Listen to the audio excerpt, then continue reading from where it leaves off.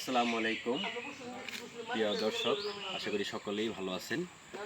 চলে এসেছি ধামরাইয়ের যাদবপুর ইউনিয়নের 60টা বটগাছ।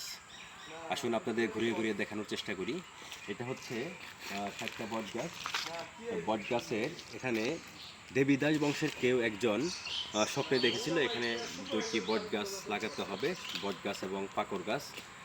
পাকড় গাছকে পুরুষ এবং বটগাছকে মহিলা আখ্যায়িত করে দুইটি গাছ রোপণ করা হয় এবং পরবর্তীতে সনাতন ধর্মমতে তাদের বিবাহ সম্পন্ন করা হয়।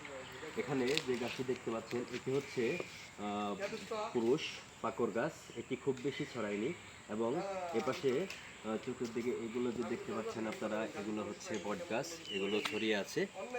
এগুলো আপনারা জেনে থাকবেন, বিভিন্ন বড় বড় নিউজ চ্যানেল বা ইউটিউব চ্যানেল প্রচার করবে 400 থেকে 500 বিঘার মধ্যে আপনার এটা বা 400 থেকে 500 শতাংশ জায়গার মধ্যে এটা অবস্থিত, কিন্তু এটা মূলত 1 একর জায়গার মধ্যে, মানে 100% বা এর চাইতে কিছু কম বেশি হতে পারে, এর বেশি নয়। তবে এটি নিঃসন্দেহে একটি ঐতিহাসিক আমাদের বটবৃক্ষ, একটি অনেক পুরাতন একটি বটগাছ। আপনারা দেখতে আসতে পারেন, আশা করি আপনাদের সকলের ভালো লাগবে।